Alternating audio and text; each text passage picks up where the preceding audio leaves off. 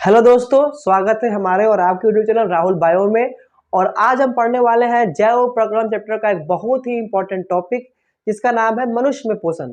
तो आज से हम देखने वाले हैं कि किस प्रकार से मनुष्य में होता है पोषण, किस प्रकार से मनुष्य ग्रहण करता है भोजन को, किस प्रकार से उसको पचाता है और पचाने के बाद जो है किस प्रकार से अपने शरीर में प्रत्येक कोशिकाओं तक जो है उस पचे हुए भोजन को पहुंचाता है। ठीक है, तो इसका आज जो इसी के बारे में देखने वाले हैं। इसके पहले वाले वीडियो में हमने देखा था कि अमीबा किस प्रकार से करता है अपना पोषण, किस प्रकार से ग्रहण करता है भोजन को ग्रहण करने पर किस प्रकार से उसको पचाता है, पचाने के बाद जो अवशिष्ट पदार्थ बनता है उसको किस प्रकार से शरीर से बाहर निकालता है। तो ये सारे चीज हम पहले वाले क्लास में देख चुके हैं। और ये अभी आपको क्या करना है कि केवल केवल आपको जो है क्लास को देखना है।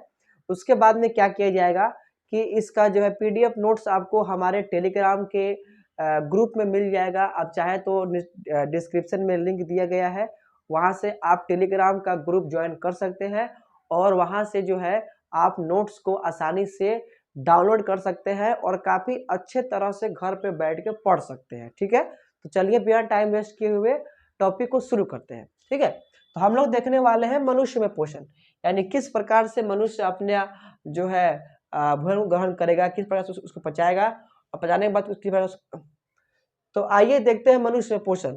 तो हम देखने वाले हैं कि मनुष्य किस प्रकार से ग्रहण करता है भोजन को, किस प्रकार से उसको पचाता है और पचाने के बाद से जो है किस प्रकार से उसको शरीर से बाहर निकाल देता है। तो मनुष्य में पोषण जो है लगभग 5 चरण में देखने को मिलेगा, 5 स्टेप में पूरा होगा। सबसे पहला है हम लोग का अंतःग्रहण। तो अंतःग्रहण में क्या होगा, इसको इंग्लिश में बोलेंगे इंजेशन। ठीक है, तो इसमें क्या करेगा, अंतःग्रहण के दौरान मनुष्य क्या करता है, पोषक तत्व को अपने शरीर के अंदर ग्रहण कर लेता है।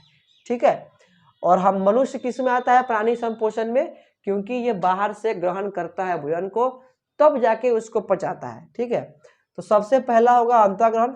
भोजन को अंतःग्रहण कर देने के बाद क्या करेगा, उसका पाचन करेगा शरीर में। अब मनुष्य के शरीर में बहुत सारे विशिष्ट अंग होते हैं जो भोजन के अलग अलग घटक को काफी अच्छे तरह से जो है काम करते हैं पाचन का। ठीक है, इसको भी देखेंगे। उसके बाद में जब भोजन पच जाता है तो पचे हुए भोजन का थर्ड में जो तीसरा स्टेप में क्या होता है, उसका अवशोषण होता है। और अवशोषण होने के बाद जो क्या करता है कि पूरे शरीर में उस पचे हुए जो भोजन है उसको भेजा जाता है। ठीक है, उसके बाद में उसके बाद में जो 4 नंबर है इसका नाम क्या है, समांगीकरण, यानी कि इसको बोलते हैं एसिमिलेशन। यानी कि जो पचा हुआ जो भोजन जो हम ग्रहण किया गया है, जो पूरे शरीर में गया है, उसका जो है उपयोग होगा। ठीक है, और उपयोग होने के बाद सबसे लास्ट स्टेप बचता है बाह्य क्षेपण, यानी कि डिफिशिएशन। यानी इसमें क्या होगा कि जो भी अपच भोजन है, जो शरीर के लिए आवश्यक नहीं है, जो शरीर के लिए हानिकारक है, उसको क्या किया जाएगा कि इस क्रिया के अंतर्गत शरीर से बाहर निकाल दिया जाएगा। तो यही 5 स्टेप में जो है मनुष्य में पोषण देखने को मिलता है। एक बार फिर से रिपीट करते हैं। पहला है हम लोग का अंतःग्रहण, जिसमें क्या किया जाएगा कि जिसमें भोजन को ग्रहण किया जाएगा बाहर से। ठीक है, उसके बाद दूसरा का है हम लोग का पाचन, यानी कि भोजन को पचाया जाएगा। पचाने के बाद में तीसरा है हम लोग का अवशोषण, यानी कि एब्जॉर्प्शन। इसमें क्या किया जाएगा कि पचा हुआ भोजन तो हम लोग का पेट में है, हम लोग का छोटी आंत में है, उसको तो पूरे शरीर में भेजना है ना। तो वहां से पूरे शरीर में जो भेजा जाएगा पचे हुए भोजन को, उसको क्या किया जाएगा, अवशोषण। उसके बाद 4 नंबर में हमें है हम लोग का समांगीकरण, यानी कि जो भोजन जो पच गया है, जिसको पूरे शरीर में पहुंचा दिया गया है, तो उसका शरीर में बहुत सारे कार्य के लिए उपयोग होगा। ठीक है, और उसके बाद में 5वां नंबर हम लोग का हो जाएगा, 5वां नंबर हम लोग हो जाएगा बाह्य क्षेपण।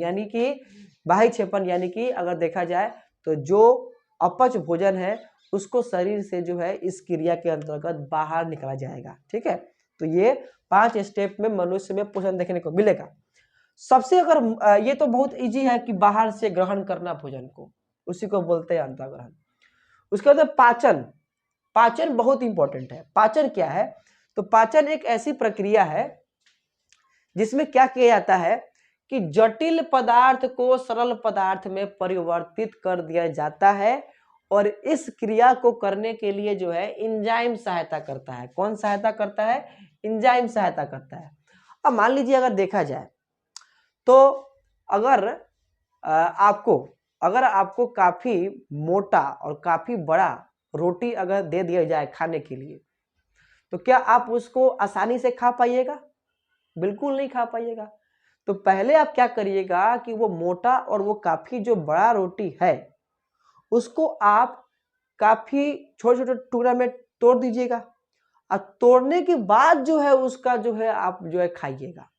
तो उसी प्रकार से है जो हम लोग जो ग्रहण किए हैं भोजन शरीर में वो जटिल पदार्थ के रूप में है और हम लोग का जो कोशिका है, कोशिका जो काफी छोटा है, काफी सूक्ष्म है, यह कोशिका जो है इस जटिल पदार्थ को नहीं ले सकता और इससे ऊर्जा नहीं पा सकता। तो यह बोलता है कि हमको सरल पदार्थ में परिवर्तित करके दो।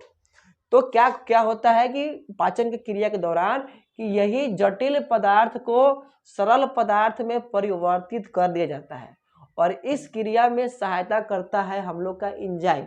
ठीक है, एंजाइम के बिना जो क्रिया है पाचन का काफी धीमा होगा। ये कहा जाता है कि अगर एंजाइम ना हो तो एक बार जो हम लोग खाए हैं भोजन को उसको पचाने में कई साल लग जाएगा।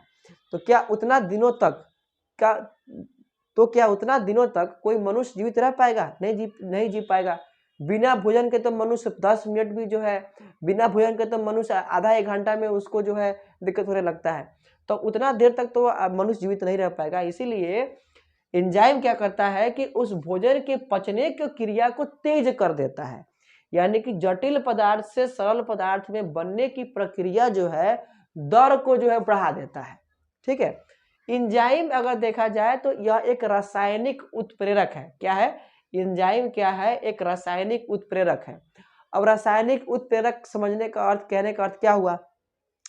जैसे मान लीजिए आप है और आपका कोई दोस्त है, दोनों में थोड़ा सा जो है बातचीत हो गया किसी बात को लेकर, दोनों आपस में जो है, दोनों आप और आपके दोस्त जो है दोनों खफा है एक दूसरे से, और उसी में तीसरा आपका दोस्त आया आपको बोल दिया कि तुमको कैसे बोल दिया वो बात, तुम कैसे उस बात को सह गया, अगर हम होते तो हम उसको नहीं छोड़ते, उसको मारते हम।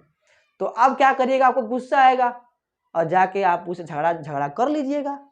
तो उसी प्रकार से ये एंजाइम है, ये जटिल पदार्थ से सरल पदार्थ में काफी धीरे धीरे बदलता, लेकिन ये एंजाइमों आके क्या किया कि इस क्रिया को तेज कर दिया, फास्ट कर दिया, जिस कारण से क्या हुआ कि यह जो क्रिया जो है काफी तेजी से होने लगा।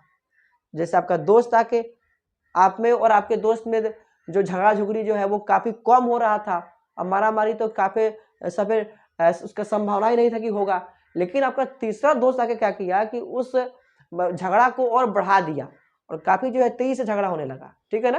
तो वही एंजाइम क्या है? एक रासायनिक उत्प्रेरक है जो पाचन की क्रिया को काफी तेज कर देता है।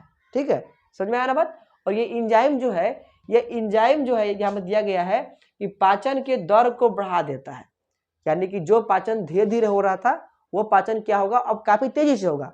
जिस प्रकार से एंजाइम, जैसे मान लीजिए कि कभी कभी हम लोग का भोजन नहीं पचता है तो डॉक्टर बोलता है कि लीजिए एक जो है जाइम का जो सिरप है वो आप पीजिए, आपका सब ठीक हो जाएगा।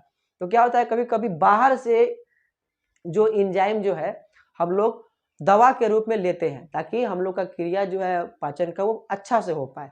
ठीक है, ताकि जो है भोजन जो है पच पाए, है कि ना?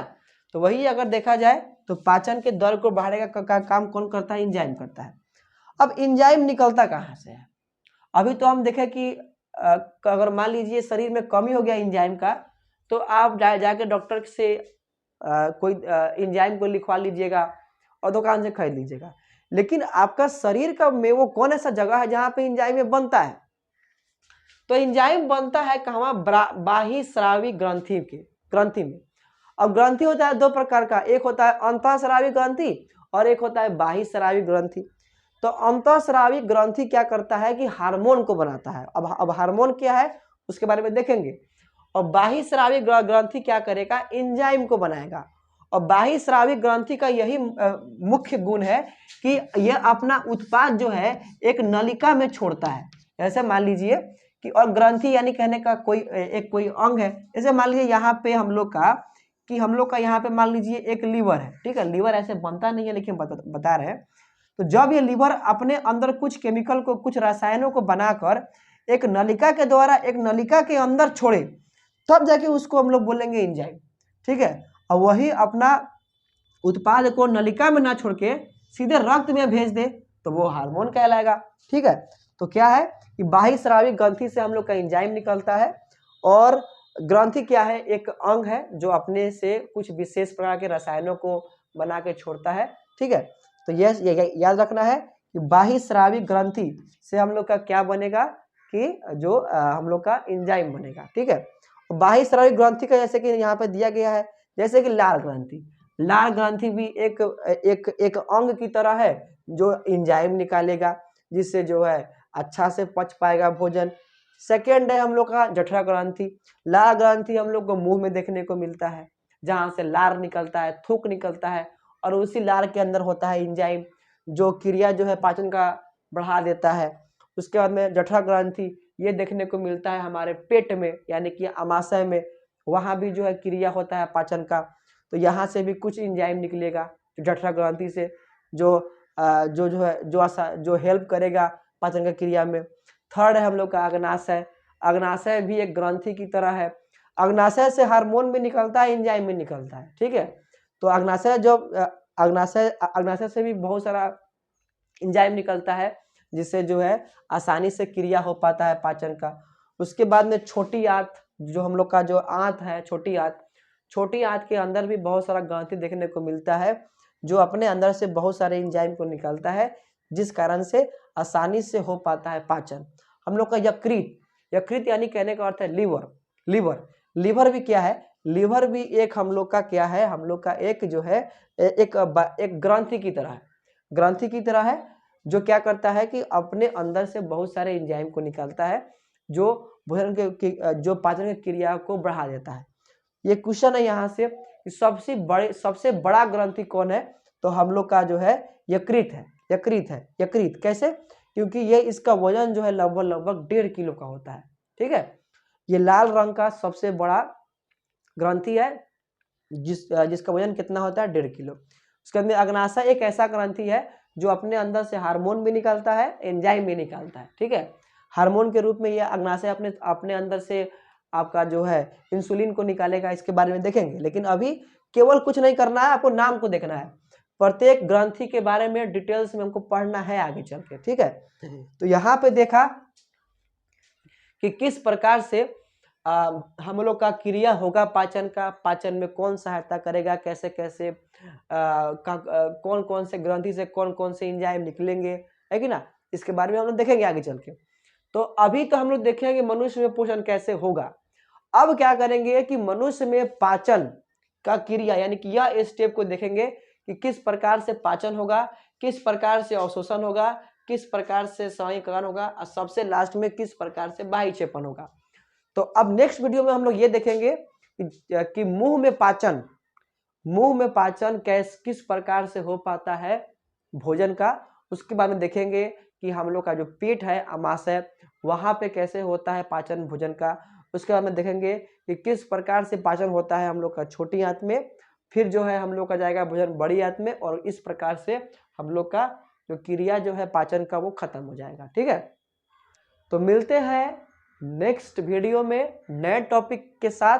तब तक के लिए जय हिंद, जय भारत।